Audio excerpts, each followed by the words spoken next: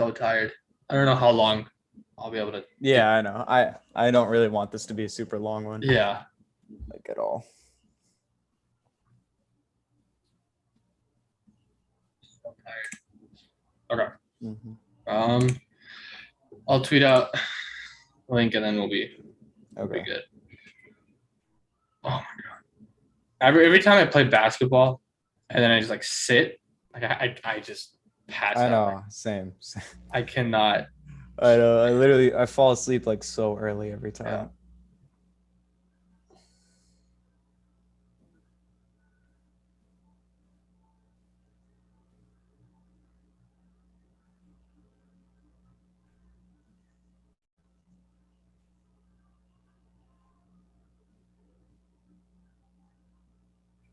Okay.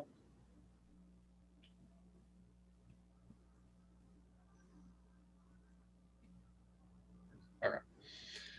All right. I guess we can start. Get my.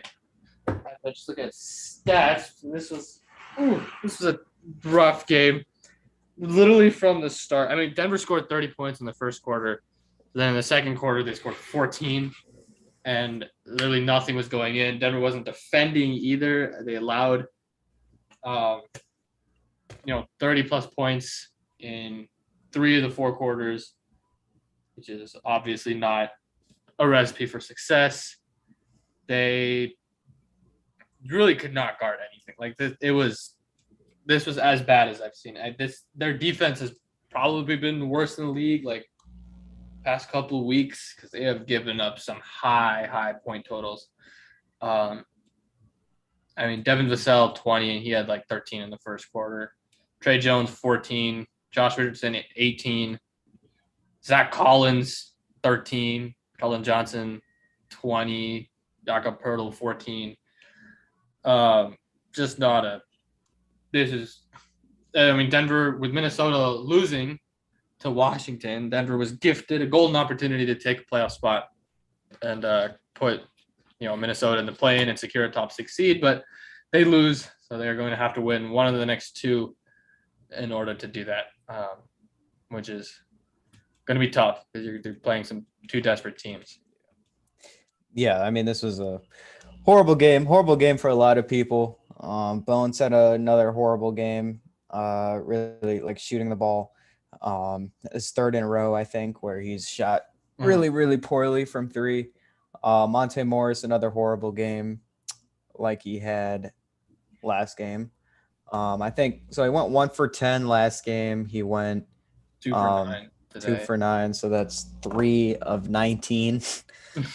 Will Barton had 9 points. He didn't really shoot it that much. He went 3 for 12. Oh wow. Okay. Yeah, everything 3 for 8 from 3. Yeah, I guess the threes is what I was thinking of. 3 for 8 is good, but 3 for 12, he was not able to finish anything at the rim. Only 2 players in double figures for Denver, which is, I mean, you cannot have that. That is just, that's awful. Aaron Gordon, I thought he played a really good game. He had 18 points, 13 rebounds. He played really well defensively in the second half, at least. But I mean, Denver, really the second and fourth quarters were doomed. I mean, they were within 5 early in the fourth. Yeah. And then the bench. Yeah, I was going to say, what do those 2 quarters have in common? The bench plays in both those quarters, and they don't play really in the first or third. And in the first and the third, you combine both, and that's 65 points. Yeah. And then the second and the fourth, when the bench starts the quarter out and starts them, like a JV team, you end up with whatever 14 plus 18 is, like 32. Yeah, thank you. 32. Like, I know the bench was bad. Boogie was bad. Mm-hmm. No one else. I mean, they just couldn't guard. Like, they just cannot guard. And it's like, this is a problem that has persisted Denver really the entire season. But, like, I mean, you don't have anybody. Like, I don't blame this on Malone, really. I don't even blame it on, like, a lot of people are blaming Tim Conley for, like, not building a proper roster this year. But, like, I don't really blame him either because he did build a proper roster. It's just everybody got hurt at the exact same time. which is unfortunate. Like, you have this roster fully healthy, with PJ Dozier there, with Michael Porter Jr. there, with Jamal Murray there. The defense might still be an issue, but not this much of an issue. I mean, Yeah. I mean, you're letting God. I mean, you're like Trey Jones, like respectfully, he's a good player, but he was getting in the lane so often with these floaters. Even Devin Vassell, who's, just a really spot up 3-point shooter, was getting in the lane. Of course, Keldon Johnson, that's what he does, and he was great at that. Josh Richardson. And some of these threes the Spurs were making were so frustrating too. Yeah. Like when the Nuggets got it to within, 6-5, and then like Josh Richardson hit 2 super contested threes. Yeah. Josh Richardson, never been a good 3-point shooter. Somehow he's shooting. He's shooting 40% this season. Like I remember because last season when Denver played Boston, he did this exact same thing. Mm-hmm. And I was like, no, like he's not this good, right? Like, or when Denver played Dallas, he was with Dallas last year. When Denver played Dallas, he did this exact same thing. He hit like 2 or 3 like ridiculously contested threes. And I checked his percentages, and he was shooting like 30%, 33% for Dallas. This season, he's been a lot better. But still, like it was very, very frustrating. He made a lot. By the way, he went 0 for 5 from 3 last game. So there you go. Devin Vassell made a lot of contested threes, and then Lonnie Walker, I think, hit 2 in the fourth quarter. Yeah. Which were frustrating. So, I guess credit to the Spurs with their shot making. Just frustrating, really. But I'm not blaming it on that. I'm not blaming it on like lucky shots or anything. No. Because the Nuggets only scored 97 points, first of all, and they were beating everyone off the dribble. You allow another team to get into a rhythm, they're going to start making contested shots. Yeah. That's just the way the NBA works. I mean, you see it with Denver too. When they get off to hot starts, and Denver just start to make a lot of threes, and that was the difference. San Antonio 12 of 26 from 3. They don't shoot a lot, they make a lot. They've been that way for a while now. They go 46% from 3. Denver 7 of 33, 21%. They could not hit anything. Really, really frustrating game overall. Denver has to win against either Memphis on Thursday or the Lakers on Sunday, and they will be able to clinch. But if they lose those 2 and Minnesota wins out, Denver is going to be the 7th seed and likely play the Clippers, which is going to be horrible because I don't think you win that against Paul George led Clippers with how decimated Denver is. We'll have to wait and see what happens.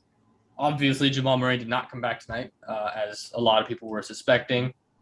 And honestly, I don't know what, like, Malone pregame, the troll that he is, was like, we've won 47 games this season. We're 7 games this season without a lot of guys, including, and he listed, first he said Vlaco and Zeke, and then he said MPJ and Jamal, and it's like he listed those as guys who could come back later in the year. And it's like, dude, just tell us if they're coming back. I know, dude. It's like he has to know. Like Jamal obviously knows if he's gonna play. Yeah. Michael Malone obviously knows if he's gonna play. It's like you can't be this late in the season and be like, it's a day. I mean, you gotta know. Like there has to be a plan, and you have to. Yeah. I mean, I kind of like get it. I guess just because. I guess you don't want teams knowing everything about you and all that. And they've always been really secretive with injuries. And it's just so much more frustrating because, like, I know you need Jamal Murray and Mike Porter Jr. to be out there right now. Like, yeah, Denver is not. I don't think Denver wins a playoff series with this team. Like, we talked about it before. Like, I really don't see a favorable matchup out of the teams that are playing right now. Like, Golden State. They're going to be tough. They're starting to put it together without Steph. I know. I know. It's very, very scary. Guys like, Jordan Poole. I mean, he's been incredible. Yeah. He has like 15 or 16 20-point games in a row, which is one of the top marks in the NBA. Dallas, obviously you have Luka, and that team is, obviously built better than Denver is right now with all the injuries. like Utah. I mean, Utah always plays well against Denver. They are a 3-point shooting team who rebounds well, which Denver always struggles against. So like, there's really not a scenario you look at and be like, you know what? Yeah, I'll take that. Like, it's just Denver, and with this roster, Denver's not winning a playoff series. They just aren't. I think we are gonna have to live with that. So yeah, but I think if you get Jamal Murray back or you get Michael Porter Jr. back, one of those two guys, I think you have a shot. I think you have a shot because it opens up so much more for Jokic. But if he has to do what he's doing right now, like, there's no way. I mean, because you just don't know on a game-to-game basis who's going to play well and who's not. Like, it's either Barton is really good or he's really bad, and it's the same thing with Gordon. It's the same thing with every single player on the team. They're either good or they're bad, and there's like, it's rarely an in-between. And, you know, it's kind of rare to have – it's really rare to have, you know, 3 or 4 guys have a good game. Yeah.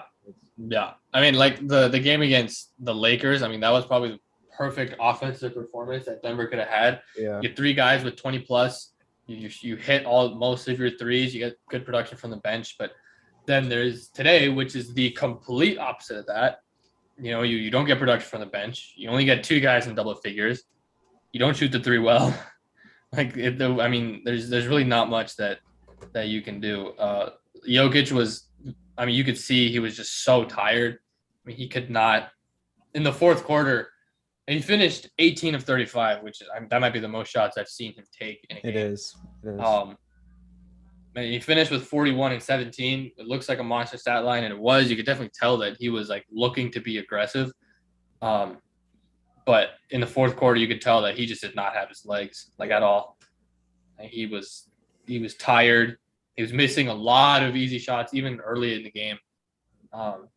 So, you know, you wonder if Denver might just rest Jokic for the next game, and then you bring him back for Sunday's game, and then go all in for a playoff game.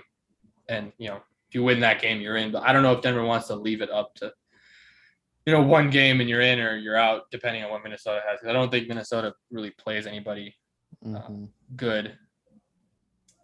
Their next game. They play Thursday.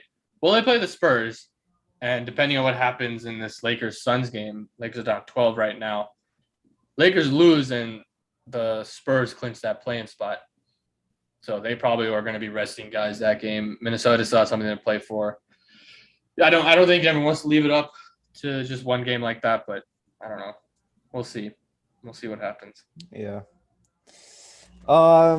It's really like inexcusable to have Denver be 22 and 17 at home. Yeah.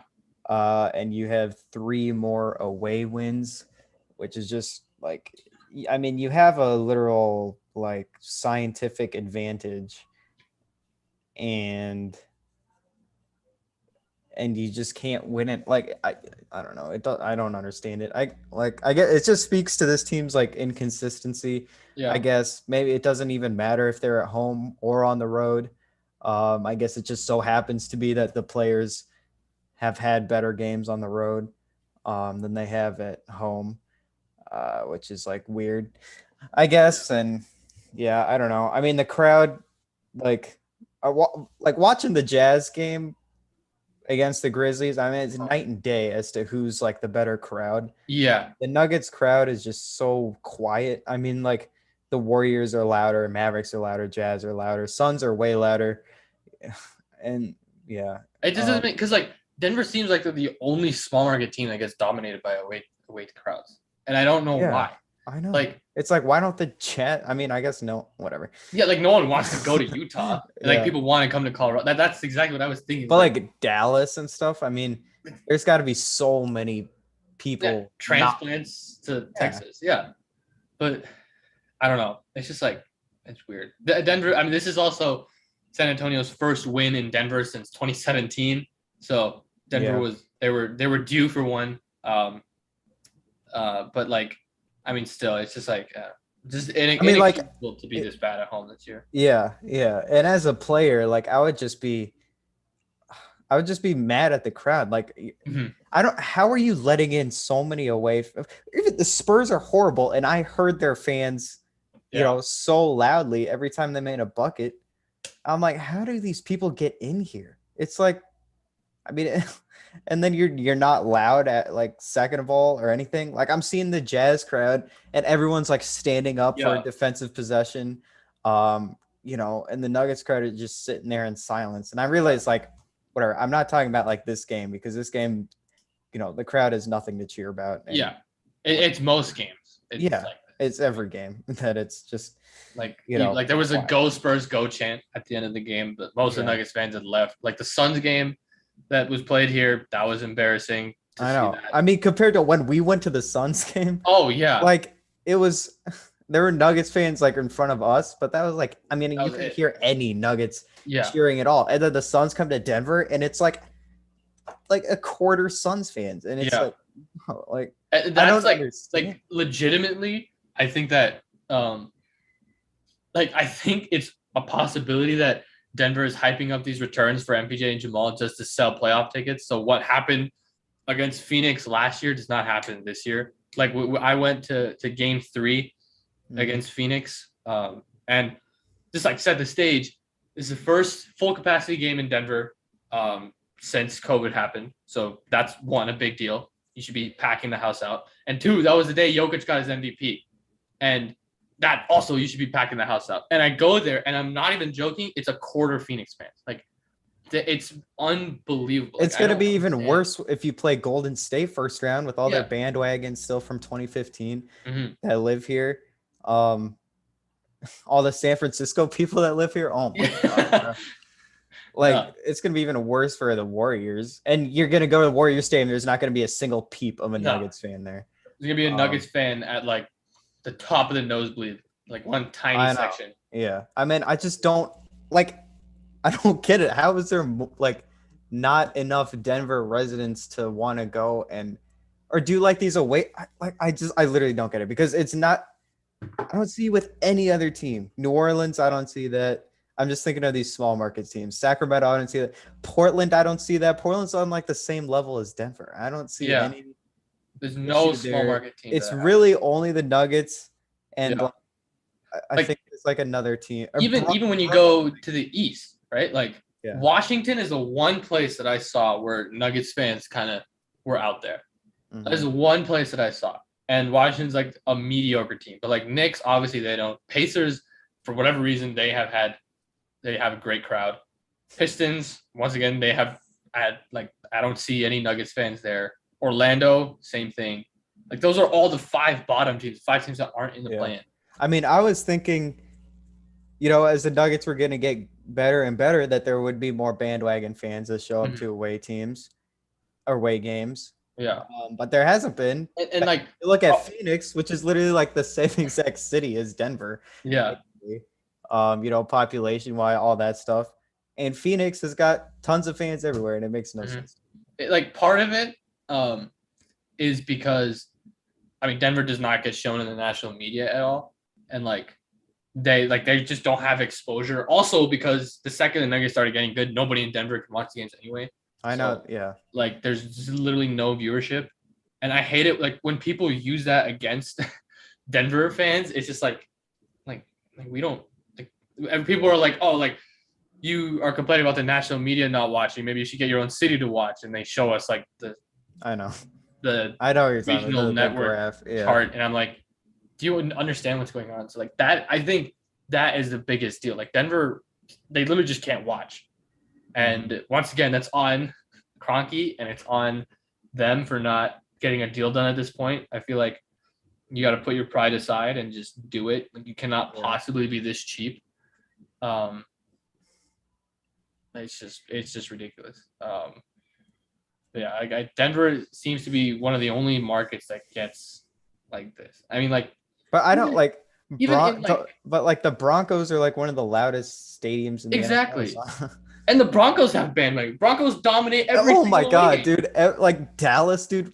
Denver took over Dallas. Yeah, Like they take over LA. You even Mhm. see some like it's hard to see orange in the Chiefs, but you even see Yeah.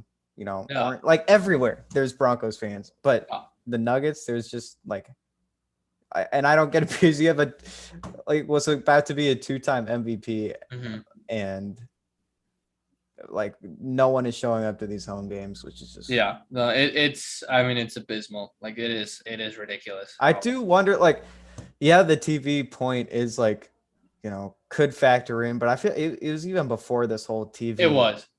Yeah. thing that I mean, God, like the Warriors when they had KD. I mean, dude, they're literally more Warriors fans than like Yeah. Nuggets fans at those games. It was. It was ridiculous.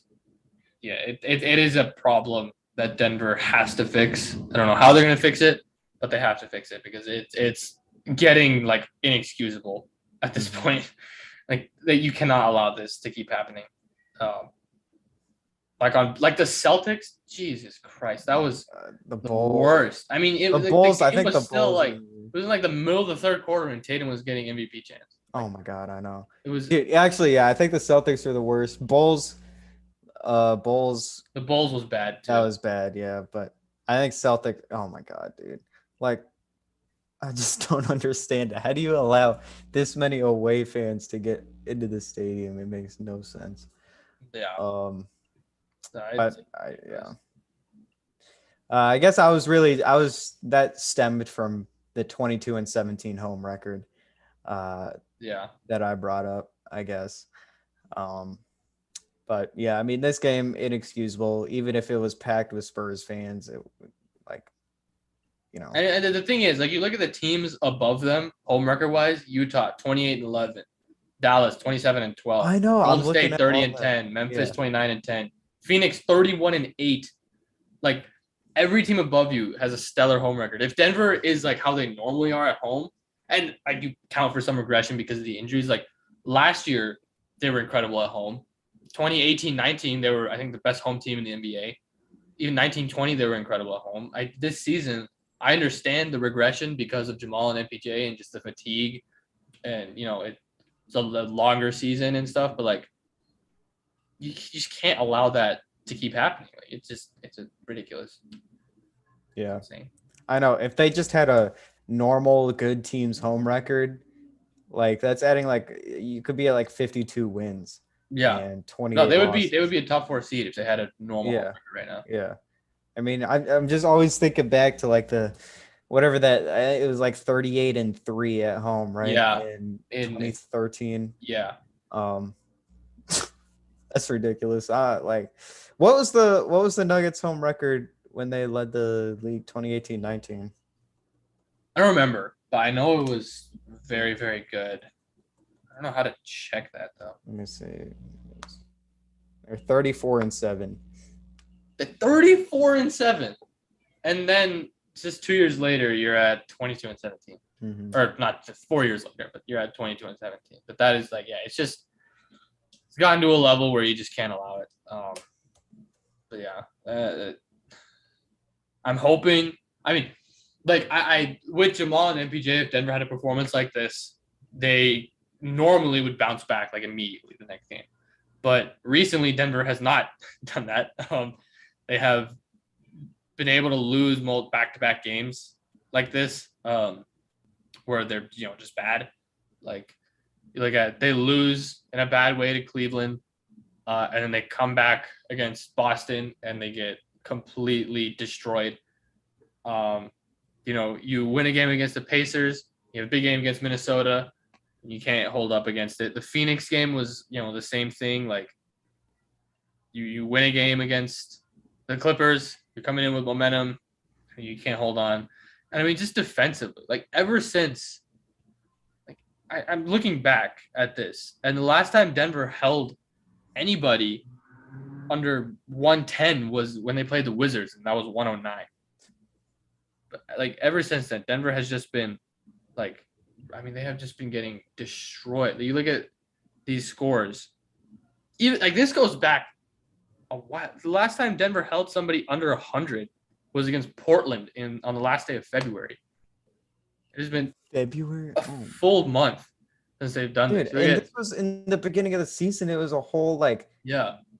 thing that the Nuggets were holding everyone under 100 points. Mm-hmm. And now it's like, I mean, Like, I don't know. I don't even know really like what happened, because I get Dozier, went out, but it's like, I mean, it doesn't make yeah, that big of a difference. I don't yeah. know. Like I'm just gonna read off the scores from starting from March, so like a whole month's worth of games, and a month where Denver was actually very good. 119 against you allow 119 against the Thunder, Oh my 101 God. against Okay. Houston, 130 against the Pelicans, 124 against the Warriors. This was without Steph, by the way, a horrible Warriors offense. Yeah, it was insane. 100 against the Kings, but you only win by 6. 113 against the Warriors, 127 to the Raptors, 110 to Philadelphia, 109 to Washington, 119 to Cleveland, 124 to Boston, 115 to the Clippers without Paul George, 140 to the Suns, 107 to the Thunder, 109 to the Hornets, 118 to a horrible Pacers team, 136 to the Timberwolves, 118 to a bad Lakers team, and now 116. So they have just like legitimately this last month might have been the worst. They might have the worst defense in the NBA. Mm-hmm. And in clutch moments when it matters, Denver's defense steps up, and especially Jokic, he's been really good in the clutch defensively. But I really wish it just doesn't get to that point anymore, because it's Denver's defense has to pick it up. But the problem is, I don't know if it can. Like, they just don't have defenders. Dude, I'm looking like the Clippers, the amount of defending wings that they have on their team, it's like a dream. Yeah. I mean, Covington is awesome, like PG, Terrence Mann, Yeah. Marcus Morris, Batum. Batum. Like, dude, they have and the Nuggets don't have a single one of those guys. And they traded for Norman Powell, who's a good defender. Yeah. And they still have Kawhi hurt. And even without those two, +3 with Paul George, they were still a good defensive team. And the only guy like that the Nuggets have, I guess, is like Aaron Gordon, but he's not like length, Yeah. He's more just strength. Will Barton has the length, but he doesn't have the foot speed anymore. Yeah. And nobody else. Literally nobody there's else. literally nobody else that's built like that. Like Zeke. Zeke was the one guy, I think. Zeke going down actually makes sense because he hasn't played since like February. Yeah. So him going down makes sense. But I mean, even when I look at his stats, right? Like I still like his on-off rating with almost everybody is a negative. Everything points to him being a negative player, but ever since he's been out, the defense is bad. Michael Green can't really guard the perimeter anymore. Facu's too small. Vlatko, I mean, he's not like that good of a defender. Davon Reed, I guess, but I mean, he's also still has his limitations. I mean, he's like shorter than all those Clippers guys I listed off. Yeah. Yeah. And obviously, Bryn Forbes, he's not going to defend anything. Austin Rivers, he's good. I think he's good, but he's not a rangy, lengthy wing defender. Right. Bones, same thing with Will. Like, he has the length, but he doesn't have the strength or the foot speed. Monte is undersized. It's just... Oh, my... Dude, Monte Morris's defense is really, like... He had that good possession against whoever it was on the Lakers, that one-on-one in the corner where he... stayed in front of it, and then he knocked the ball away. But like this game, he was the one letting Trey Jones get in the paint every single time. He doesn't fight around screens at all. He's small. He's like, has really no muscle or strength really. Mm-hmm. And like the issue is you take, who are you going to switch off of? Like you needed Gordon on Keldon Johnson. That was his primary matchup. You probably needed to have Rivers on Vassell based on how good he was. Like, are you going to replace Barton with that? Like, I know there's no one else. Job. Yeah. Like, there's nobody else who Denver can use. That's why I don't like blaming the defensive struggles on Malone, because it's like, what is he supposed to do? There's nobody else out. There's no one else there that he can put. Mm-hmm. And that's just the biggest issue. The thing, I guess, that's like, I don't know. The Nuggets have never been really a good defense, with Malone. And he's like the defensive, he's a defensive guy. And really none of these years they've been too good defensively, but this year really sticks out. And this year's definitely not Malone's fault at all. No. That's why, like, there are 100% games that you can point to Malone and be like, this is on him for, not adjusting or having the wrong rotation. But like majority of the losses that Denver has, especially against teams above 500, I mean, their record against teams above 500 is unreal. Like it's so bad. Like this year, right? This year, like horrible. And it's just because of the lack of talent that they have. So like especially losses against teams above 500, I cannot look at it and say like, yeah, like that's on Malone. It's like, what is he supposed to do? Like you got Austin Rivers out there starting right now. Like that's a guy who literally a year ago was not on an NBA roster and he's starting right now. Like, what do you want him to do? Like Jeff Green has played well, I guess. But I mean, he's a guy who's old, and you're relying on him to be essentially like the third option in offense. Like, obviously, that's not going to work. You have DeMarcus Cousins, who once again was not on an NBA roster a year ago. Like, I don't know. You have all these guys who are just like not legit NBA talent. Yeah. So I don't know. Like, obviously, they can play in the NBA. Everybody who gets a shot in the NBA is a good basketball player, but it's like you go against teams that have depth, it's gonna screw that. Which is why I don't think that you should waste Jokic against Memphis. Like I legit think you should just sit him because Memphis's depth is unreal. I mean, even in this game against Utah that they were playing, they pretty sure they sat more than a couple of guys. I mean, Dylan Brooks didn't play, Ja didn't play. I mean, I know, and they were in this game. Yeah, they were in this game for the entirety of it, really. So yeah, that's my issue with the roster. It's just not deep. Yeah. Obviously, you get Jamal and MPJ back, you're able to get a lot deeper because you move Monte to the bench, you move Jeff Green to the bench. Like you just get better, obviously, but I don't know. Yeah, I'm trying to see like if it's fair to blame some of this on Conley, but like looking at past teams, like I think he's tried. Like he's tried with Jeremy Grant. He's tried, having Torrey Craig come up. He's tried with, I guess like Noah Vonleh. But like, yeah, I don't know. I just feel like you could build these teams a lot. You could. I don't know. It's a weird. Him and Malone have very similar identities where they really like guys who are good people. If they are able to impress you in an interview or a meeting, that you have a good shot at making the team. Because like Facu, there's no reason why we should have signed him over Torrey Craig last year. I mean, legitimately, why? You already have Monte Morris. Why are you signing another point guard, another undersized point guard at that? And yeah, he gave Denver some great minutes. He was, a big reason as to why Denver actually won a postseason series last year because he played well against Portland. But why? There's no reason. You have Torrey Craig in that series. He's going to do exactly the same things that Facu did. He's going to hustle. He's going to play good defense, but he's going to be a limitation offensively. Why didn't you keep him? So, I don't know. That's yeah. I don't know. That's. I mean, I'm just looking at okay, the Suns get Jay Crowder. I don't like Jay Crowder, but that would have been, probably a good fit with this team. Mm-hmm. Marcus Morris after he left Boston, that would have been another good fit. The Bucks, them bringing in, I guess Wesley Matthews and Drew Holiday trading for him, which the Nuggets could have at some point. I still all the reports that we didn't want to give up Bol, and now looking back on that, you're like, are you kidding me? You want to give up Bol for Drew Holiday? I understand Bol showed promise in the bubble, but there's oh my god. But it's PJ Tucker with the Heat. All these good teams have these guys that are available for Denver to pick up. They were out there. Yeah.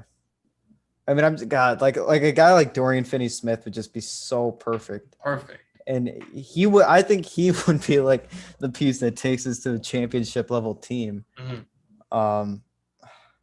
Danny Green, available. I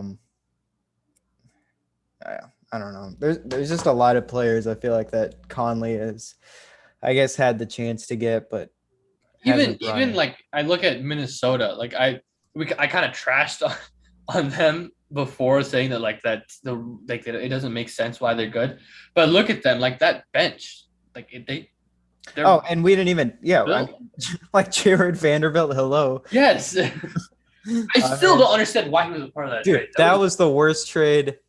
I guess Donovan, whatever. He didn't pick Donovan Mitchell.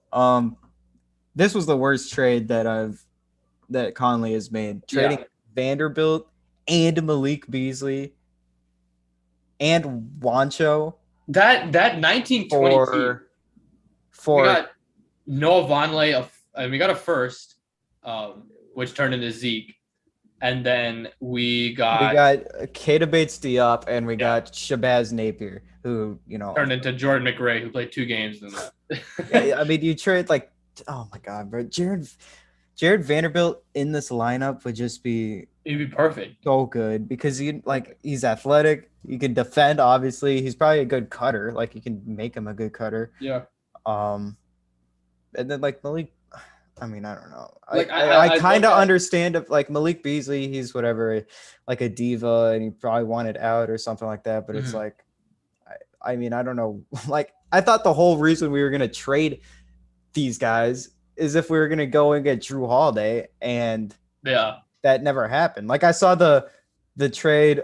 Like, I was immediately thinking in my head, okay, you get a first round pick. I'm like thinking, okay, he might use this first to go get Drew, right? Mm-hmm. And then you don't, and then you trade away. Like Beasley was good, and Vanderbilt had a lot of promise too. That like I understand the trading away because you don't want to pay them, but I get that, and you didn't get anything in return. Yeah, the Nuggets were incredibly deep at that point too. Yeah.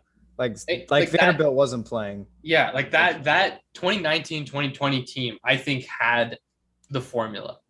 Yeah. Like I think obviously I don't think that team was ready to win a championship. They needed that bubble experience. Losing in the conference finals I think was a necessary thing because it turned Jokic into what he is now. It turned Jamal Murray into what he is now. And it also turned Michael Porter Jr. what he is now. So like you needed that. I don't think Denver was going to win a championship that season, but that team was built in, I think, the best way. Like the bench, you look at Monte Morris, PJ Dozier was playing big minutes, and you had Torrey Craig. Torrey Craig and PJ Dozier, long, lengthy wing defenders. Exactly what we're talking about.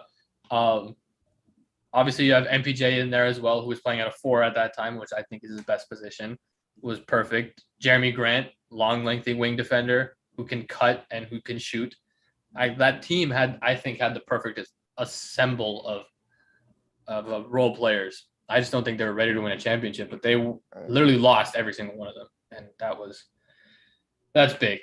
That's really big. But I do think now, like, Conley, everyone knows the issue.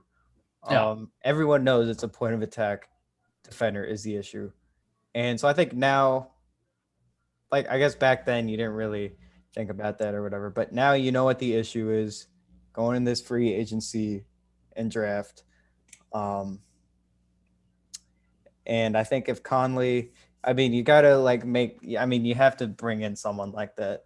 And if you don't, that's kind of a failure. Like I'm just looking at these free agents, like I don't know if you can like afford. I really don't know that whole Nuggets cap space situation. It's not good. It's tied like up. They do have some money coming off the books this season. Probably not going to bring back either of Facu or Vlatko. So that's like $7 million out, I think.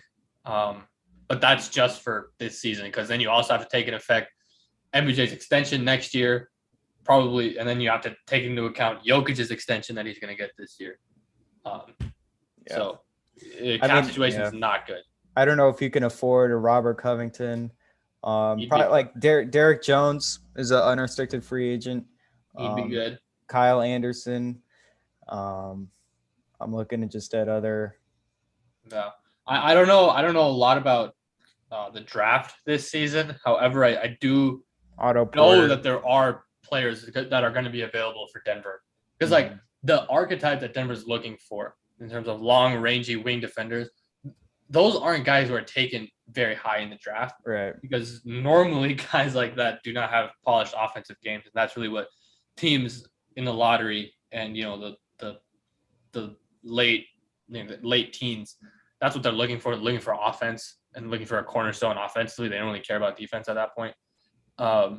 So there's going to be somebody available. I don't know who it's going to be because I don't really watch college basketball that much, but like somebody like that, you need it.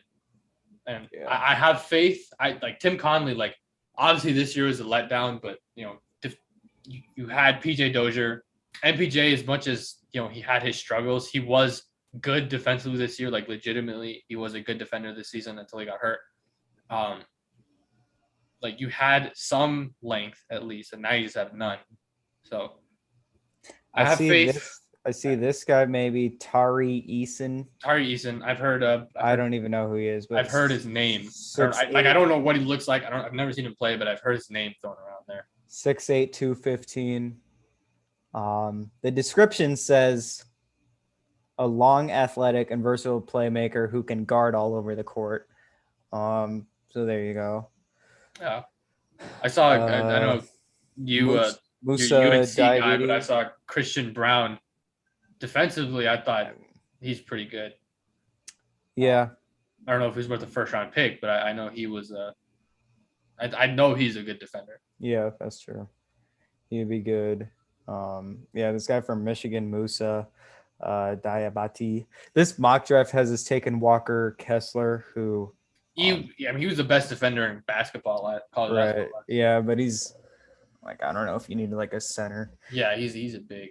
It would be nice to have a shot blocking center. I will say that. Yeah. Like as much as we kind of hated Mason Plumlee, he was a decent shot blocker. Like he's gotten dunked on by every single center, but at least he tried. Like at least he was trying. Like an athletic big is kind of, I think what Denver could benefit from. But I don't know. Yeah, Kendall Brown from Baylor. Anybody from Baylor is going to be a good defender. I mean, this one says everything about him is like defense, I guess. He was really bad, and when I watched him against Carolina, he was really, didn't do anything offensively at least. But I didn't really pay attention to defense. He's probably really good there. So there's some guys for sure. EJ Liddell. I'm looking at this box score for Minnesota Washington. And I was like, how did Washington win? And look at this. Ish Smith had 11 points and 14 assists. So he finally terrorized someone that isn't the Nuggets. He helped us for once. He also had 8 rebounds. He almost had a triple-double. Daniel Gafford went 10 of 11, and he had 24 and 12. And then Porzingis had 25 and 8. So that's how they won. Nice. Yeah. You can keep going. I just no, you couldn't. I mean, that was pretty much it anyways. So I mean, there's some options. Like if you can round out, these guys, if you can sign a free agent like that and maybe draft another one of these guys, it's like everyone knows they're just like the winning players that are just like glue guys, I guess. You look at every team above Denver, like they have players like that, or at least multiple players like that. I mean, Utah took the lead over Denver. We look at them. Royce O'Neal, he's exactly that. I know Juancho, he was playing before, but he's that type of guy. Daniel House, he's that type of guy. Like long guys who can make an effect defensively. Dallas, we're obviously talked about Dorian Finney-Smith, but they also have Maxi Kleber, who's a long guy. They have Reggie Bullock, who's a long guy. Spencer Dinwiddie is long, even though he's a point guard, but he's huge. Golden State, they have Kuminga, Iguodala, Draymond Green, Moses Moody. They have guys who can do this. So it's just Gary Payton, Wiggins, Toscano Anderson, right. They like every team above Denver, especially Memphis and Phoenix, they have long rangy guys, and Denver does not have a single one at the moment. Yeah, that's pretty crazy to not have one. It's tough to think about it. I don't even I'm in the mindset that Jamal's gonna come back before every single game. Before last night, I was like, oh, Jamal's gonna come back.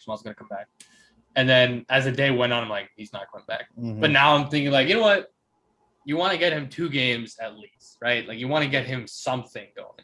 So they might put him in the lineup, Thursday. And now I'm thinking like, well, maybe he won't. But then you go to the next game, it's like, would they really play him just for the last game of the regular season, just for something? And I'm like, yeah, it might be worth it. Lakers probably won't be playing for anything at that point. Be a good atmosphere to get him in there. Do it. But I'm like, nah, like it wouldn't make sense to risk it on the last day of the regular season. And like, you know what, just throw him in there at the beginning of the playoffs. Mhm. But at that point, it's like, do you even want him in there? I don't know. I have no clue when he's coming back. I'm not even going to make a prediction at this point. Yeah. Yeah, I don't know. I have no idea. I think that's pretty much. Is that it? I know we wanted to keep it short. It's at 45 minutes. Yeah, I think so. One Denver team did clinch a playoff spot. The Avs clinched today. It was good. I don't know. I mean, the Bulls clinched. I know that. I think the Raptors also clinched. They won. So we've got opening day on Thursday. Woohoo! Oh yeah, I forgot about that. Another depressing Rockies season. I honestly think the Rockies' offense is going to be very good, but I always think this once again the pitching. Year. The pitching. Well, I don't know if the starting pitching I think starting is fine. I think the starting pitching is okay. Yeah, the bullpen is. The bullpen is awful. What like? I mean, it's the same thing every single year. I know Scott Oberg has like blood clots, but dude, is he ever going to come back? I don't think so. He's been on the 60-day DL for literally like 3 straight seasons now. Yeah, and he hasn't played. He hasn't played since 2019. Like he was our best reliever that year. He was their best reliever 2018 and 19. And he literally just hasn't played. So that's great. But Ryan Rollison, who's our number 5 ranked prospect, also got hurt. Scott Oberg is on the 60-day injuries list, by the way. Yeah, again. So with an elbow this time. I think it's a blood clot in his elbow. Because he had that before too, and then he got surgery. So like, man. Oh. I know, Ryan Rolson, that was annoying to see that. Yeah. What else? I saw another Rockies news that really made me mad. Every Rockies news. I know. The opening day roster is pretty much set at this point. Yeah. Charlie Black. It was the Rolson thing. I just saw it was Ty Block. Like is a bullpen piece with. Yeah, which is rough. We love these guys from Colorado, I guess. They really aren't that good, but because they're from Colorado, they make the team. Yeah, it was Ty Block is on the team, and they had to move Rollison to the 60-day IL to allow for that. That's what made me mad. Yeah, it just sucks. I guess like the Rockies' opening day roster is pretty much set at this point. I can't believe we're really like. I don't know, like rolling into the season with Jose Iglesias. It's short. He's been okay. I know, but that felt like such a random signing at the time. Yeah, I never like considered him to be like the starting shortstop. Yeah, of the whole season. Yeah. So the outfielders, Blackman. He's had a pretty good spring, but I think he's 35. Chris Bryant, who somehow is 30. Jonathan Daza. Jonathan Daza's 28. What? Oh my god, I thought he was young. Randall Grichuk, who you got from trading Tapia, Garrett Hampson, and Sam Hilliard. Sam Hilliard is also 28. What the heck? I thought these were young guys. We don't have a single young outfielder. Nope. It's great. Let me see, because I did see. Hold on. I did see like the projected lineup or whatever. Yeah, I'm just going through like the ESPN roster thing, which I think is accurate. Let me see real quick. I'm almost there. How do I? My bad. Dude, oh my god. How do I do this? Okay, finally there it gave me that. All right, so it's probably going to be Blackman, Rogers, Bryant, Crone, Grichuk, McMahon, Diaz, Connor Joe is DH, and then Iglesias that's short. That's a pretty deep. That's honestly a pretty deep lineup. And they've been, scoring a lot in spring training. No home runs though, which is I don't think Blackman's homered. Bryant hasn't homered. Blackman has 2. Bryant definitely hasn't. McMahon doesn't have one. McMahon doesn't have one. Yeah. Your big guys don't have one. Only like Tovar had the ones. Connor Joe hasn't had one. Yeah. I I think he's gonna be good. Me too. I think he's good.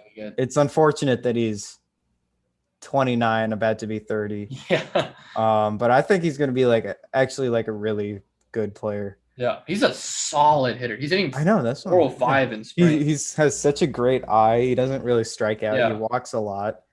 And he has good He doesn't. Yeah, he doesn't have much power, I guess, but he hits the ball hard. Mm-hmm. Just doesn't get it really in the air. Yeah. Yeah. I like him too. Those are just funny to see a jersey with Joe on the back. I know. I love that. Yeah.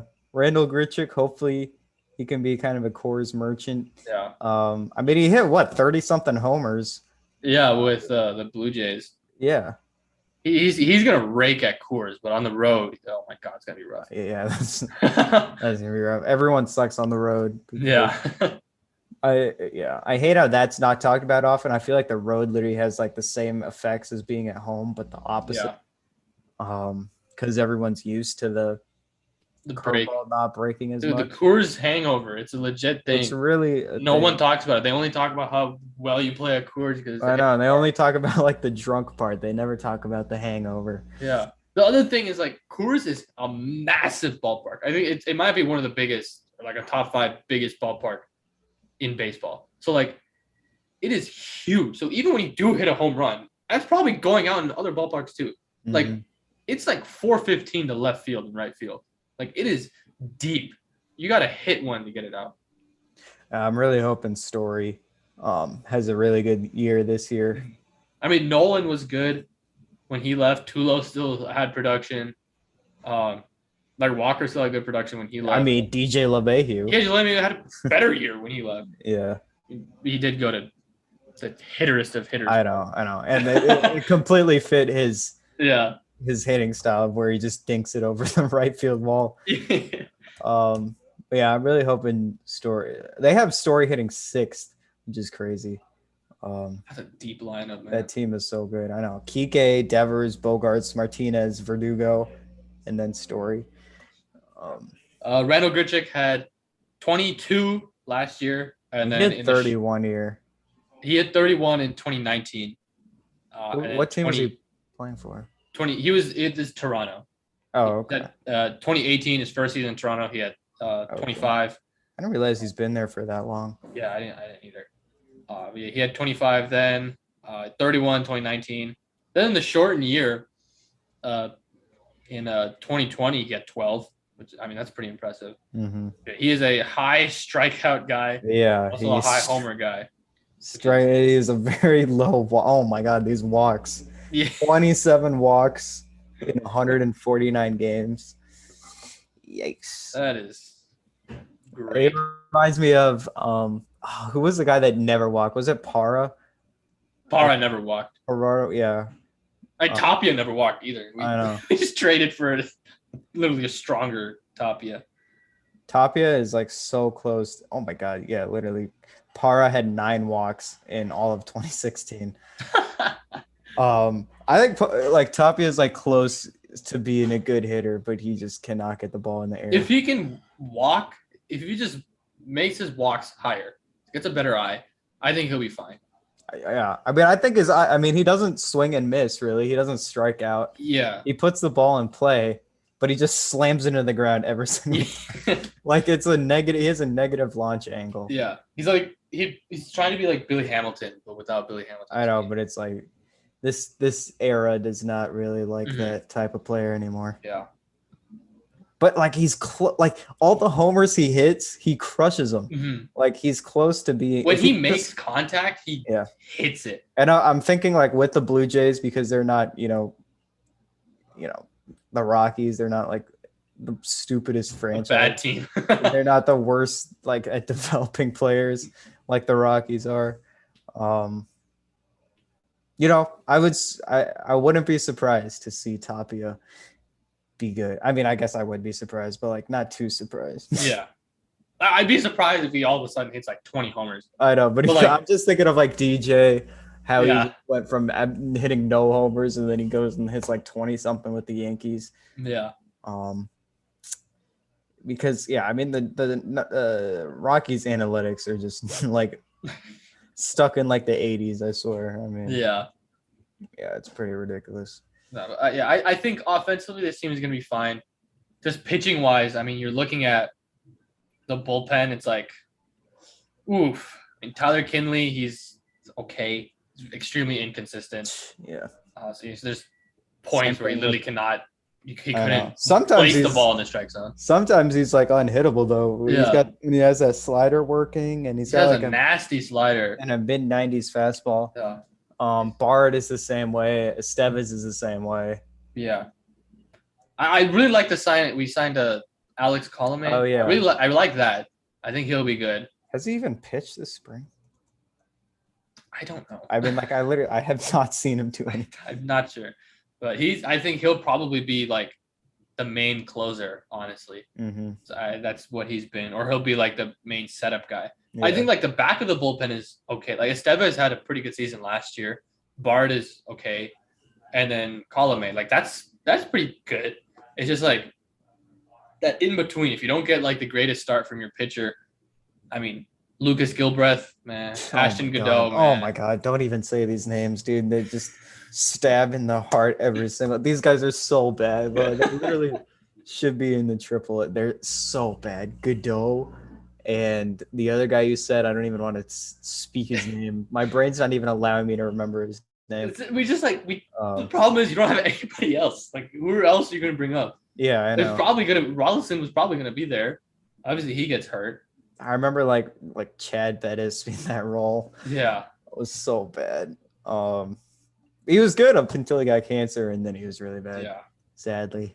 I remember going to like a game, in like 2017. It was against the Dodgers, and it was like a big game because they could have clinched if they won. Mm-hmm. But like they Chad Bettis started that game, and it was like the best start I've ever seen from Chad Bettis.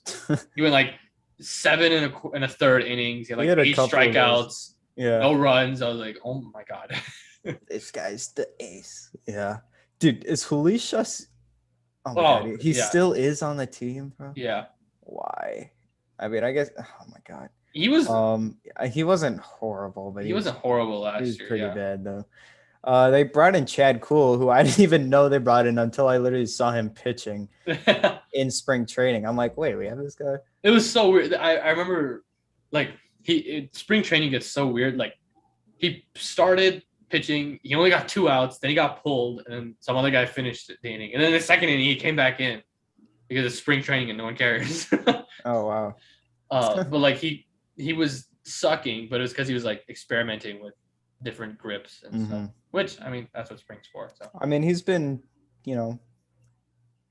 like Rockies, they're just like an okay team. Like that's all I can. Yeah. Every time I just look at the roster, I'm like, eh. Yeah, I mean, I don't think they're as bad. Like they weren't as bad as everyone was saying they were last year. No. And I don't think they will be this year. A lot of what is wrong with the Rockies is not the product they put out on the field. It is what goes on in the front office. Yeah, that is like the biggest issue. Like, I really like. I honestly like the players that are on the team are fine, and like I think if they had like a good bullpen, I think they would be pushing for a wild card because of how deep offensively they are. But like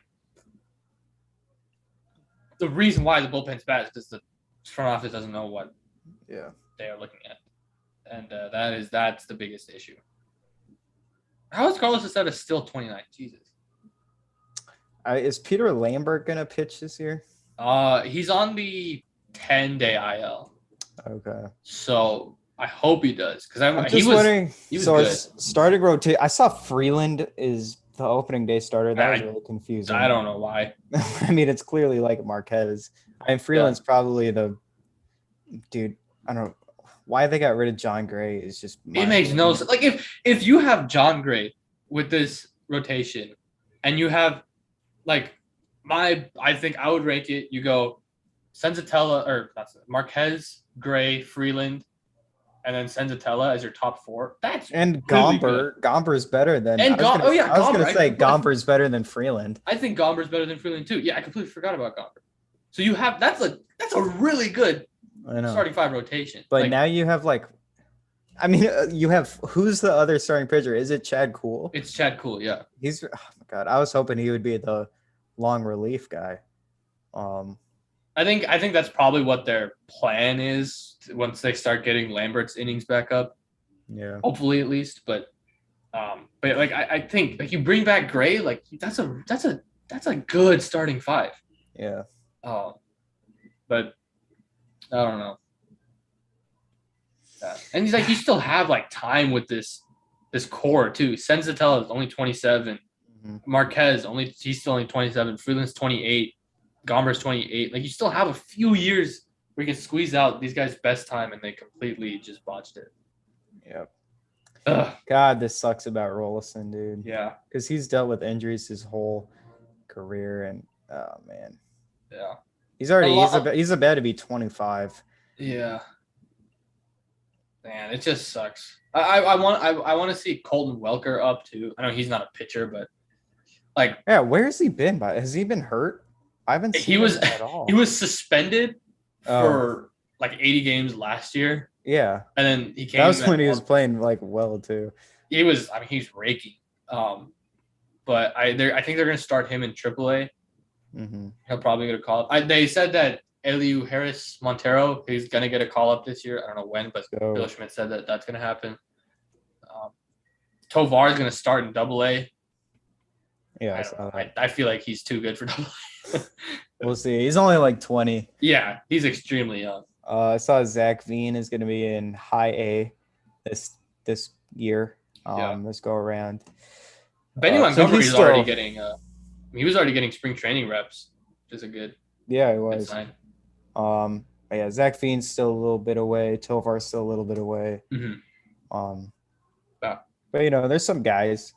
There's some guys coming up. I know there's only one guy on the top 100 for the Rockies, which is Veen. But I feel like Tovar should be there. Tovar's good. He's so young that no one really knows. I think Montgomery and Tovar are going to end up being there. Yeah. After this year, hopefully. Those 3 guys are the 3 minor league guys who I would really keep an eye on. Like, I don't think none of them are going to get a call up this year. But is Rollison our only like pitcher that's like has that's like good or supposed to be good? I'm trying to think like Riley Pint always comes to mind that we like still have him in our back pocket. He retired last year. He retired and then he came back. He came back? I think he's like working his way back. I don't know. I don't think he's on a roster anymore. But no, it still says he's with the Rockies. He's working his way back. But yeah, I think he's the only one. I think Rollison's the only one. Dude, oh my God, what a bust, bro. 4th overall. Retires in 4 years. Oh man. Yeah, that was bad. That was really rough. A lot of what happens with Denver is just like with the Rockies. It's just horrible luck. Yeah. Like Rollison getting hurt sucks. Lambert's lost like 2 full seasons of his career because of his hurt. Freeland's always hurt. Yeah, Freeland's always hurt. I remember he in always has this blister. It makes no like. Yeah.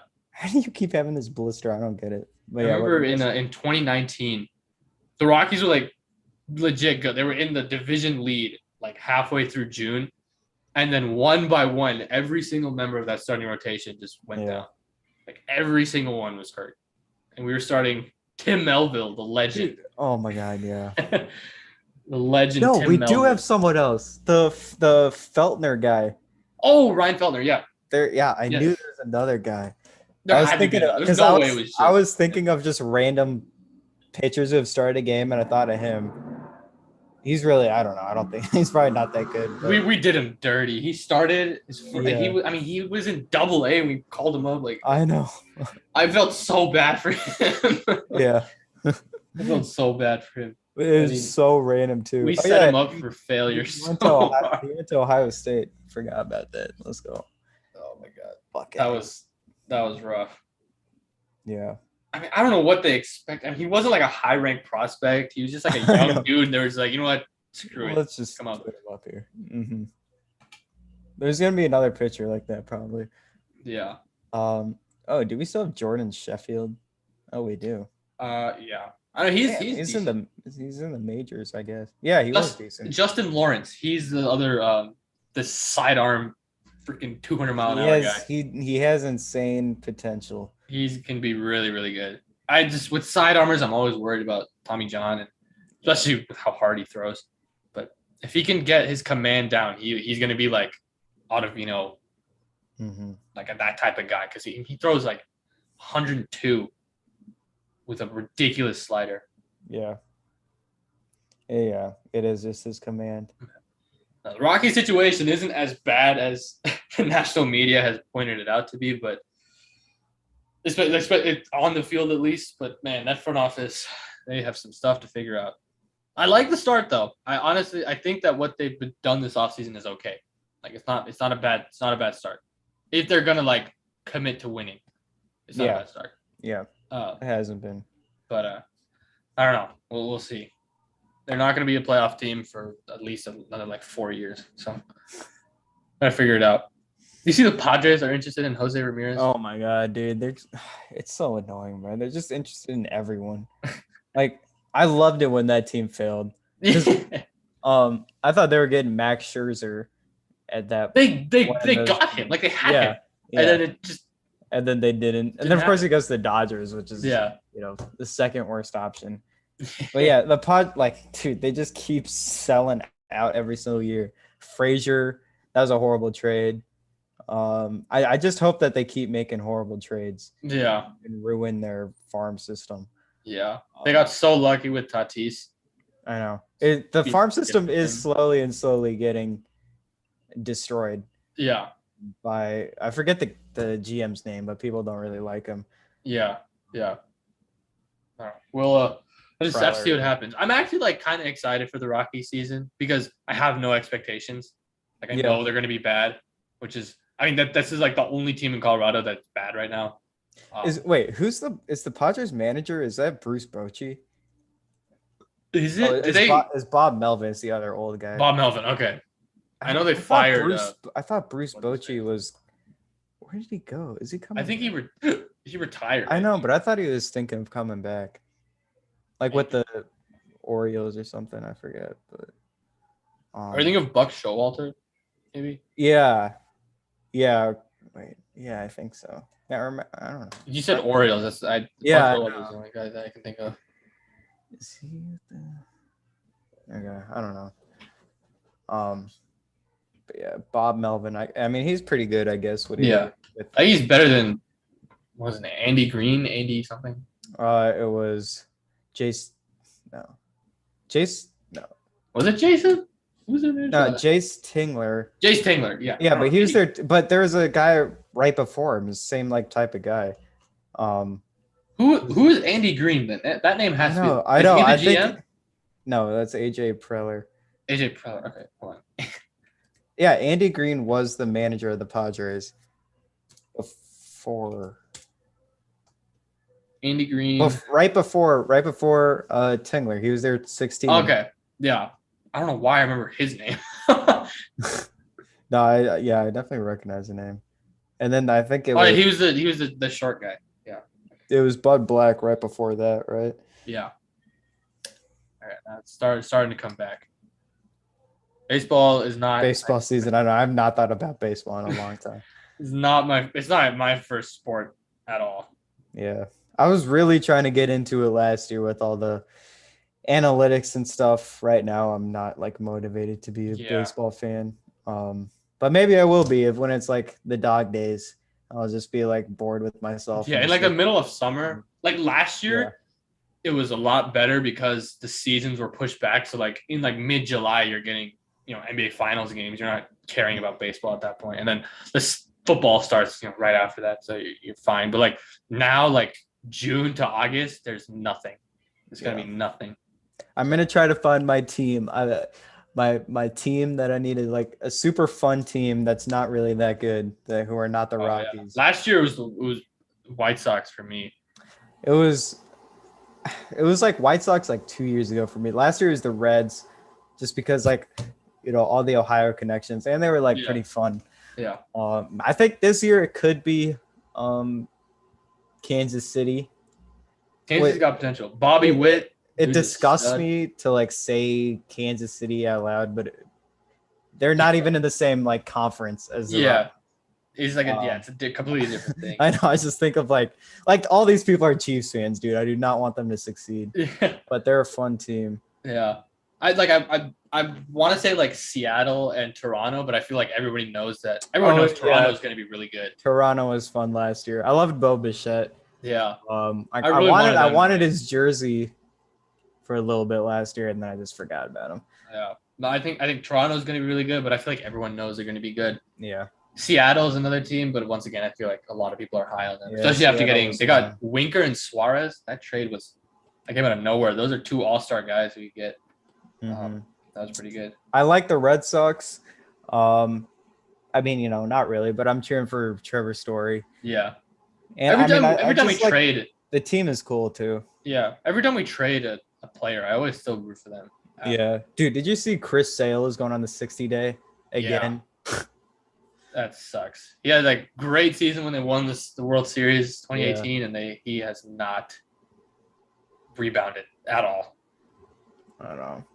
It's tough. I think the Angels are finally going to be good this season. I don't know, dude. It happens every single year. I know. But I actually think they're going to be stacked. They're stacked again. They're always so stacked. I mean, they have literally the two best players in baseball. You can't.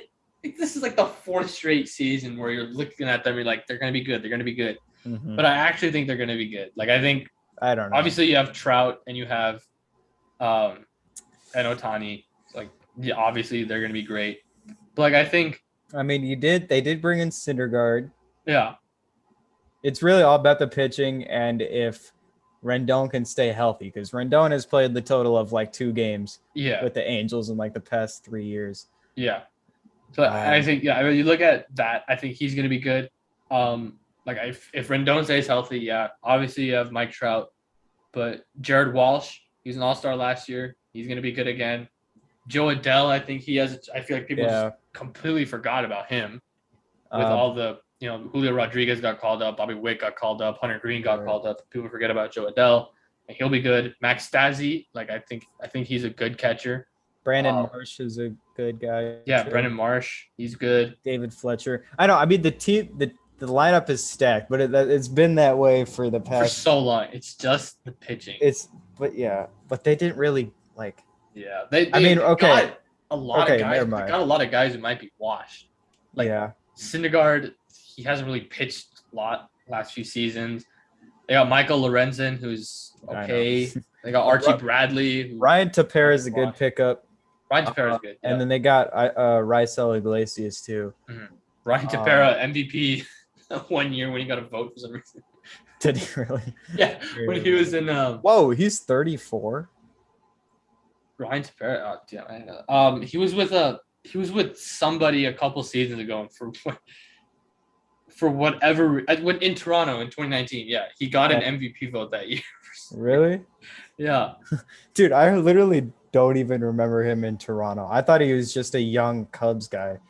No, I remember so vividly. I remember him getting an MVP vote for some reason. Yeah. He wasn't even good that year either. Yeah, I know. He wasn't. Dude, and then Craig Kimbrell went to the Dodgers. Yeah, I saw that. He had a really bad spring training game, though. Oh, it was with the Cubs in 2020. In 2020, it was with the Cubs. He got okay. He got an MVP vote. I'm really hoping.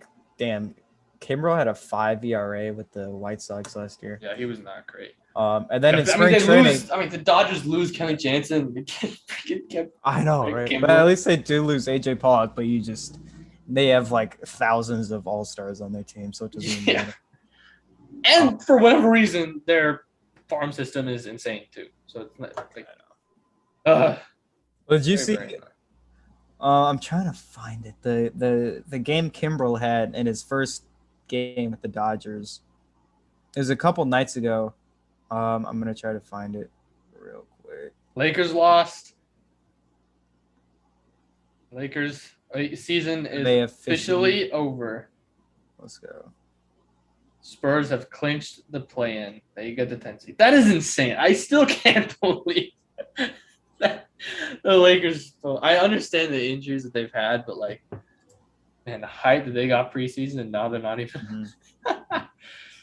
Oh my god, that's hilarious. Yeah, I was like, man, I was like so annoyed with the Lakers signing everyone because I thought that they were actually going to be good.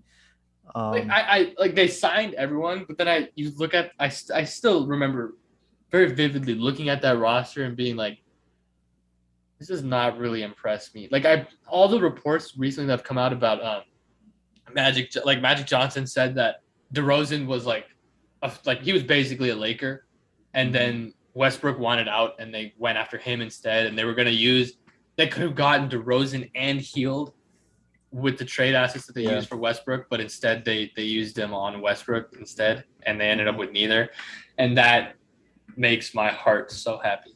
Yeah. Okay, this is the stat line for Kimbrel in his first game with the Dodgers. It was he got 1 out, allowed 4 hits, allowed 4 earned runs. Oh my god! And 2 homers. It was a single, a double, a homer, a single, double, homer. Oh my god! Was the debut. So let's hope that that's what they get. Yeah. I don't think Kimbrel is as good as he was with. I know, but he was so good with the Cubs. I mean, the Cubs was last year too. Yeah, it's just right as we went to the White Sox. Yeah, he sucked. I mean, the Cubs last year had a 0.5 ERA. Like, yeah, I mean, he was elite with Chicago, but they still have Trinan, who is ridiculous. You still have Brusdar Graterol, ridiculous. You still have a ridiculous starting 5. You get Danny Duffy as well in free agency. Like they're going to be fine, but still looking at this, like you're not like terribly. The starting rotation and the bullpen isn't anything that you look at and be like, crap, like we're screwed completely. Mm-hmm. Like they have lost a lot of talent. Finally. Hopefully Trevor Bauer never plays again. Yeah. I still can't believe that they were able to get Mookie Betts without giving up Gavin May or not Gavin, like Dustin May or Gavin Lux. I still can't believe that they were able to do that. Mm-hmm. That's ridiculous. So it's Arias. Is May in the rotation? I don't know. He's not on the roster right now on ESPN. So I don't even know if he made the team. I mean, he's good though. I know he's been hurt. Yeah, he's hurt. Okay, if he's hurt, then yeah. Arias, he's all right. I feel like he's. Oh my god, he had a 20-3 record last year. Yeah. He was good. I feel like the Rockies always hit him though. Yeah. Arias. I feel like the Rockies always hit him, and they always hit Hyung whoever. Oh yeah. Hyung Ryu. Hyungjin. Yeah, was it Hyungjin Ryu? Hyungjin Ryu, I think. I know exactly who you're talking about. Yeah, but the Rockies always hit him really well too. Yeah, Hyunjin Ryu. Where is he with the Blue Jays? Toronto, yeah. He had a bad year last year. Yeah. They're able to bounce back. Toronto's going to be good. Toronto's going to be really good. Oh, my God. All right. Looking at hockey. The Maple Leafs lost. They were up 5-1. They lost in overtime. That's hilarious. Oh my God, they're down. They were up 5-1, and they allowed 5 straight. Damn. Oh, that was to the Panthers, right? Yeah, The Panthers are good. Panthers are really good. They're the one team. Well, I still think the Lightning are still like the team to beat because they're won back-to-back Stanley Cups. I didn't think- even know that. I think I don't. I think they remember will. them. Didn't they get swept as the 1 seed that one? Yeah, And and then- but since then they have been really Wow. good. Hopefully the Avs can do that same thing because they were the one. I seed. guess that's true because they must. I know. I remember Tampa Bay like winning in every single championship Yeah, that 1 year. in the bubble, like when they went to the bubble, they won. And Okay, and then last year, I think last year they also won. I think so too. Let me see. Don't remember though. 2021. But yeah, Damn. yeah. But the only 2 teams to clinch a playoff spot right now are the Panthers and the Avalanche. So Oh yeah, it was the light. Oh, I remember this. They went against the Canadians, who were like horrible. Somehow they made it into the. yeah, that was finals. hilarious. They beat the Golden Knights. Oh yeah, Yeah. but the Avs choked again. Let's hope that doesn't happen again. I don't think it'll happen. This team feels different. As a guy who's watched the team for a total of like 20 games, it feels different. The fans who actually do watch, they think that this Dude, I know. Why is hockey? The fans are always like the loudest I've ever heard out of a hockey stadium, and it's the same exact stadium that the Nuggets use. Mhm. The same exact people. Like, I I mean, don't know. I don't understand. how is the Av? They never allow any away fans really, and it's super loud, and they get hype. I love the crowds that get hype at like random moments or whatever. When it's Yeah. like if you get like 2 defensive stops and then you go down and then everyone's like on their feet waiting like Yeah. hoping for a basket. Then you never get that with the Nuggets. No. The only time they're standing is when the Nuggets haven't scored yet. It's the first basket standing. Yeah. I mean, Yeah. that's it. And if it's like under 1 minute left, obviously. Yeah. The Avalanche, they have it, and they actually use home ice, I guess, in this Yeah, I know. scenario. They actually use that to their Home advantage. ice. Like, It sounds weird saying that, but yeah, like is- they actually use like their home advantage. Like, 'cause, Yeah. I mean, it's hockey. You can't play slow hockey. Everything is fast. what is their home record? They are 28-4 Wow. with 3 overtime losses. So 28-7, I guess. Dude, I always thought this was the first year I realized that there's no ties. I always thought that was a tie. Yeah. Like I like that. I like knew, that. I there's knew no they ties. went into overtime, but I thought like in the regular season there were no like shootouts. I thought some that reason. too. I honestly thought that too. I thought they just played an overtime period, and if it was done after that, that was a It was tie. a tie. Yeah. And both teams get a point. That's what I thought. I honestly did too. I don't know when I legitimately believe that was how it was and then they changed it, but I don't know. I'm not. I don't think so. I mean, I don't know. I don't remember. Yeah. We'll see. You do get a point though for an overtime loss, right? Yeah. That's what I mean. Colorado has they have like 7 overtime or they have 6. 6 overtime losses. But they have 50 wins. They have 106 points, Mhm. which leads the league by 2. I'm I know. low-key hoping Florida takes the point lead because Why? you win the thing called the President's Cup when you have the most points, but it's cursed. So Really?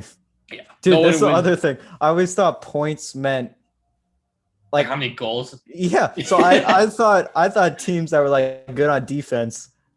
I'm like, hold on, why aren't these good defensive teams like in the top? Because I thought it just went off at goals scored. I thought goals scored meant who was at the lead, who was at the top. So I'm like, these defensive teams that don't score much. I'm like, that makes no sense to me. But then I found out it was No, wrong. it's confusing.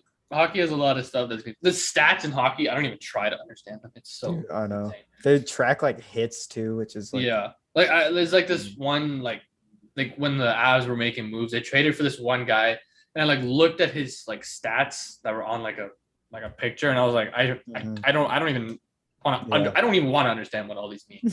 I don't know what like a good like goal amount throughout a season is. Like I Yeah. assume if you get if you get points for an assist too, right? Yeah. Like the individual player gets a Yeah. point. So I Like thought a goal and an assist are like the same thing essentially. yeah. 'Cause So you it's still like get points. 1 point is 1 point a game. Is that like leading the league or is that like 1 point a game is good, like pretty good. But like the best players in the league average over a point per game. What about like goals scored? Like is 82 goals good? No. No. It's not. No. The I mean, Avs have as a player. Oh, as a player, yes. Oh my Okay, God, okay. I was like, yes. I thought you meant as a team. I was like, no. nah.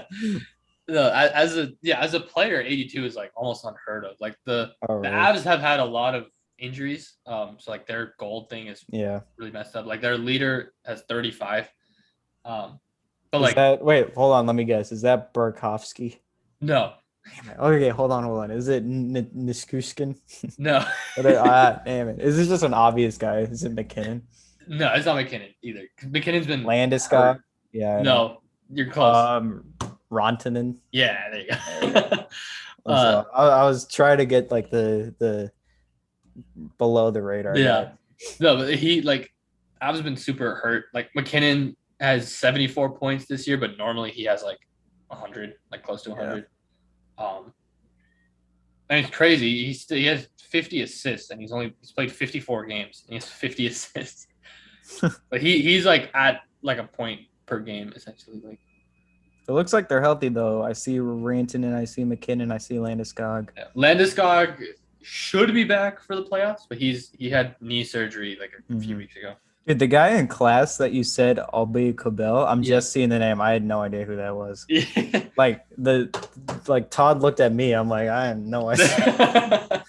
I thought I knew like pretty much every Avs player. I've never heard of Albi Cabell though. There's a lot of people. Like I didn't know about Nichushkin until I saw him play a couple days ago. I'm like, oh, this guy seems decent, I guess. Yeah, but I didn't know he existed. He was touted as like one of the greatest prospects of all time, and when he was with Dallas. Is he old? Then he sucked. Then he was out of the league for a bit, and then he came here, and he's been really good. Yeah, but basically, okay. I've never heard of McDermott. He's not like a goal scorer. He literally, it's hilarious. Every time I see him, he's fighting somebody. Really? Yeah. We signed him to a 2-year extension. That's funny. Dude, I feel McDermott. That would be like if Doug McDermott had like a really bad game and then Twitter's calling him Doug McDermott.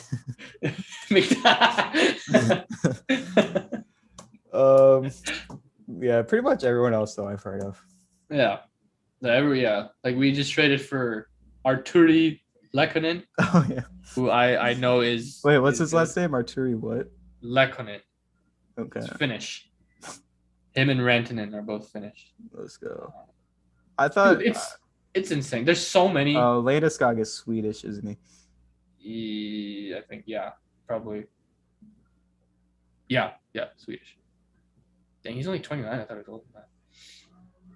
Yeah, dude, Avs games are always so insane, especially when like they weren't like as good as they are now. Like they were, I remember like they made the playoffs 2 years in a row as an 8 seed, and like the games that they clinched the playoffs in, I watched and I was like, this is like the most electric crowd atmosphere I've seen in Denver sports, like since the Super Bowl season, essentially. I remember going to a game. I went to a game when they were really bad, like I think like 2016 or 2017 or something. Yeah. They were really bad, but like it was like packed in there. Yeah. That was when I had that was when I thought points was goals scored. That's why I had no idea about hockey. No, it's it's hard to understand. Yeah, I still have no clue like the actual intricacies of the sport. Yeah. But it's like it's tough. Like I pay so much attention to basketball. And the seasons overlap like almost the exact same time. I mean, 82 games. Yeah. Yeah. So like I know, like I obviously watch Nuggets games over Avs games. Like the Avs played today. I didn't even know. I saw the final score and I was like, oh, cool. Like I didn't even know. Like I still have to get a lot. Right.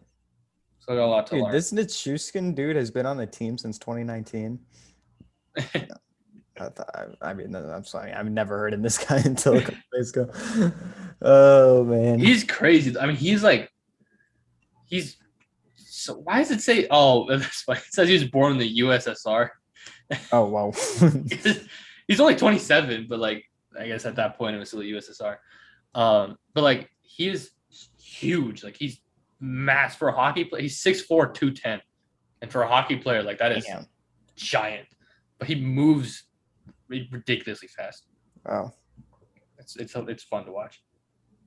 Hockey is fun to watch when it's like. Yeah, I'm looking at the stats right now. I don't know what PIM. I don't know what that means. Oh, that's penalty minutes. Okay, I'm scrolling over it. Okay. I thought PPG was gonna be points per game, but it's power play goals. Power play goals, yeah. PPP. Power play assists. Power play points. Oh, that's shorthanded goals. I thought there was gonna be shots on goal, shorthanded goals. I guess that's when the other team is the power play. Yeah, when you score on the other team as a power play, yeah. Shorthanded points, game-winning goals. Wow, that's a stat. Yeah. Cool. Overtime goals. What is an S? Oh, I always see this. Oh, S is shots. Okay. Shots, yeah. Shooting percentage. Like, what's a good shooting percentage? I have no clue. Zero clue. I mean, he's shooting at 13% this year. I mean, it's hard because you shoot a lot.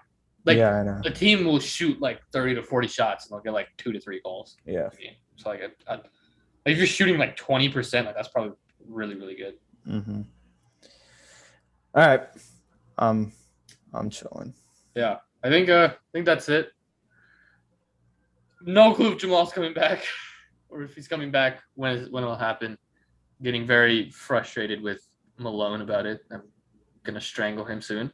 Mm-hmm. Doesn't give us a straight answer. We'll see. Big game. Denver wins. They clinch a playoff spot. They could rest, or they rest this game. Tony Brothers crew 2 technicals, by the way. Oh my! I don't even want to get it. Like the refs were not the reason Denver lost. Like yeah, in the first half they're extremely frustrating, but then in the second half they were fine. Yeah. But like, my God, I don't know why the NBA still allows. It's like we had to have told them, right? Mm-hmm. There's no way we. Yeah, this was one of the. Yeah, this is one of the like worst games I've seen out of like in terms of Jokic getting hacked. Yeah, in a while. It's been a while since. Incredibly, yeah. I mean, and dude, I saw like, this like Twitter account or like Sixers like fan, whatever. I forget. I was gonna look it up, but I forget who it was. But they just tweeted the video of all of Embiid's foul calls. And like, dude, some of these calls, bro, like I know he draws a lot of contact, but it's like some of these calls are the exact same stuff that happens with DeMarcus Cousins. He doesn't get any calls. And a lot of the stuff is like the same thing with Jokic. Like I bet when Jokic got absolutely like blocked by Prima, that was a nasty block. Yeah. Like Embiid would have gotten a foul there. And they would have gotten a foul when Jokic ran at the ref. Like, I mean, he got slapped twice. Yeah. He would. I mean, it really is like I mean, I really didn't want to like completely believe that Embiid has this insane whistle, but he really does. No, he does. Like, when you watch Sixers games, you see it because like you can like tell when he's like gearing up to like just barrel through and flail, I know. And then he does dude. I love his swipe through move. He goes like this, and then he just like he does like a little form like at way after the ball is like kind of just like cell that he's shooting. Yeah. It's pretty ridiculous. Yeah, but it's insane. He does get officiated a completely different way, but it's why in the postseason he hasn't really had the greatest stat lines because I mean the game just tightens up at that point. Same thing with Harden. That's why I don't think that they'll go far. Not because they're not talented enough, like they 100% are. It's just they're not. I don't know. I don't think they're really built well to win in the playoffs. But who knows? We'll see. I think. Drew Hanlon, man. Oh my God, that dude is so annoying. He said like he's tweeted today. Okay, he tweeted today. He was like, the Nuggets bench averages, the 16th most points off the bench in the NBA, and the Sixers are 28th. Who really has more help? The bench today had what is this? 11, 13. They had 17 points. Mm-hmm. Aaron Gordon outscored them by himself. Nikola Jokic had 4 times. I know, it's ridiculous. Yeah, I'm looking at these are some. Did you see Nick? I mean, of course you saw Nick Wright's thing. Did you see? I think it was Joy Taylor actually. Yes, dude. Was I that saw that her? when we were playing basketball Dude, today. I was like, "Are you kidding me?" Some of these, like, literally, how do they have a job on TV? Like, I know so much more. We both know. Yeah. So many people know so much more about sports than every single one of these people. Kendrick Perkins with a. He says with another 40-piece and with another this is really weirdly written. And with another 40-piece spicy, Embiid has become the first center to lead the league, blah blah blah blah blah. I think my first official MVP is penciled in. Joel Embiid, carry on. God. Nice. We care what Kendrick Perkins has to say.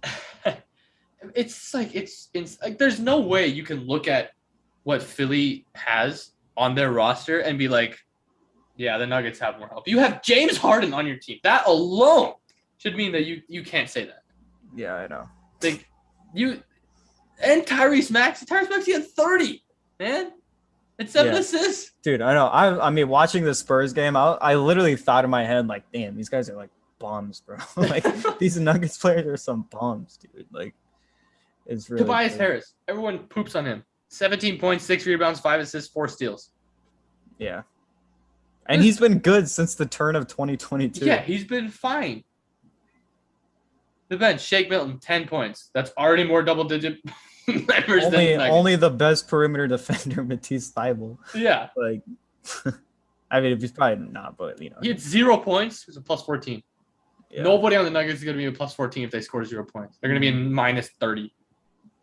Dude, I mean, like, George Niang off the bench for the Nuggets would be amazing. Danny Green, Shake Milton. Oh, dude, all these guys. DeAndre Jordan. Okay, I do not want DeAndre Jordan on my team. DeAndre Jordan is the only reason why this is even an argument. I know. I know. He went 3 for 3. He had 6 rebounds. He played 9 minutes, and he was a minus 11. How is that possible? And he got ejected. Oh, yeah, that's true. That's true. He got ejected. Dude, this version of James Harden is actually crazy. I'd never expect like 11 points today. And he's not even jacking up that. He's a pure playmaker right now. Yeah. But I mean, that's honestly what they need. Like Maxey is a pure scorer and Embiid is a pure scorer. Like that's what they need. Yeah. But I like the way Harden's playing. I do. I think like that's the thing. Like I think that team is good. I just think like they're gonna win a series for sure. I don't know if they're gonna win 2. If they do win 2, they're probably winning the East, honestly, because if they're able to beat a team like Boston in the second round, they're going to be able to beat whoever it is, like Miami or I don't even know who else it would be, but they're going to be able to beat somebody. Like right now, they would play Toronto in the first round. That's actually a pretty interesting matchup. I think they can win, but yeah, that is interesting. That is a pretty interesting matchup. But like in the second round, second round they play Miami. Like they probably win that series. Yeah, but man, in the conference finals, they're going to play either Boston or Milwaukee. I don't think they beat either of those teams. Yeah, like at least right now. But who knows? Maybe they have momentum. Maybe. Dude, oh my God, I don't understand like this whole kind of East is better than West. Like it doesn't make any sense. Joy Taylor was like, okay, everyone knows the East is better than the West, right? We all agree on that. Everyone's like, yeah. I'm like, what? Like you've got the Miami Heat leading like. Dude, like these teams now, okay, like I'm looking at the Heat, like, okay, that's a good team. That's not a like amazing team. Really like the only 2 teams that kind of like, but I don't even know, like the Bucks are only 49 and 30. Like I was going to say that's an amazing team, but I don't even know if that is. The Celtics now without Robert Williams, I don't even think that is an amazing team. Mm-hmm. The Raptors, the Raptors are a 7 seed in the West. Yeah. The Bulls are in the play-in in the West. Yeah. And the Cavs have been bad. The Bulls are bad. The Raptors aren't amazing. The Sixers aren't amazing. The Bucks aren't. Literally no team is like incredible. I don't think like I wouldn't take any team in the East over a team like a top 2 team in the West. Like I'm not taking a single team top 3. Yeah. I'm not taking a single team in the East over Phoenix. I probably wouldn't take any of them over Memphis right now. The way they're playing.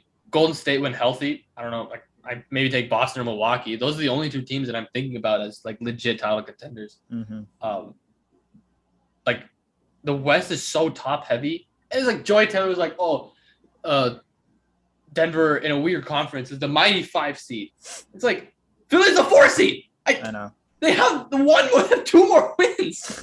At least we were the 5 and not the 6 like we are now. It's like, what do you see? Yeah, I know. It makes no sense. But it's like we talk about the West is super top heavy, which it is. But then you look at 5, 6, 7. That's all 47 wins, which is the same as the East in 5, 6. Like, so you're telling me there's more top heavy teams in the West, and it's just as deep as the East. Yeah. Except for like 9 and 10. 9 and 10 are the only ones where the East has, a clear advantage. Depth-wise. It's ridiculous, man. But I really don't know what 4, 5, 6, 7, 8. I mean, it's all the same in the East as well. Yeah, I really don't know what I don't know what they're thinking of. Like the NBA media is so disconnected. The NBA media is so disconnected from what's actually going on that it's insane. Like I've never seen it this bad before. I mean, I really don't understand how these people get jobs. It gives me confidence that they have jobs. But unfortunately, they have jobs because they say outrageous things and that drives views. Yeah. But at the same time, if we just say the right thing, I feel like it would also drive views. Yeah, I know. I don't know. We'll see. We'll have to figure it out. But yeah. Everyone thinks the East is a better conference because they're so close. Like the 3 seed is 13 games back of Phoenix right now in the West. The 3 seed is 2.5 back of Miami. And like the 10 seed, Charlotte's 11.5 back of Miami.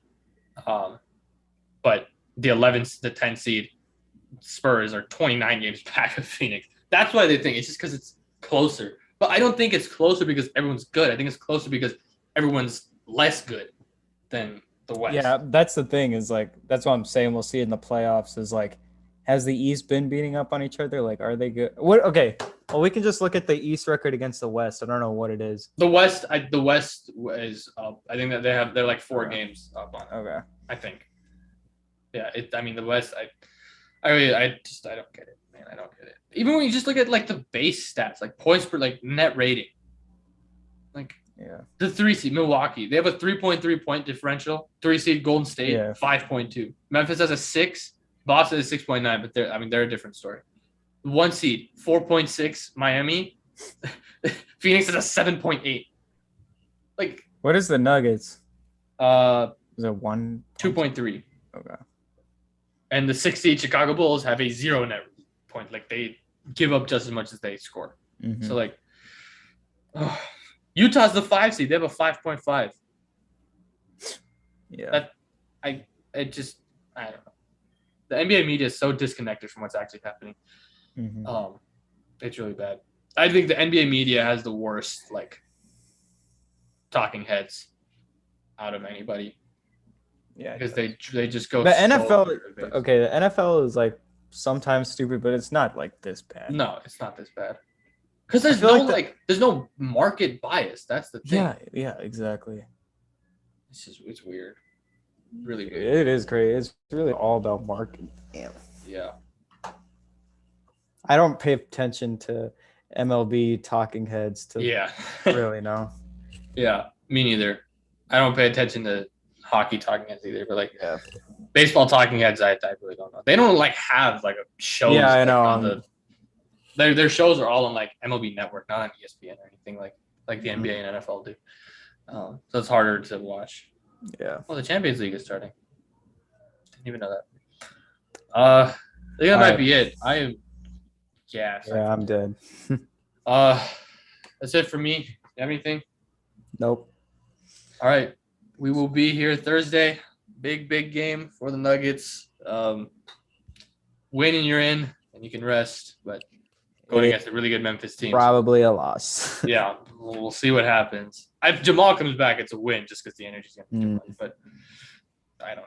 If Jamal comes back and we lose, Embiid is the MVP. Yeah. It's like, oh, look, he has help and he's still losing. I know. That's literally what people are going to say. It'd be funny.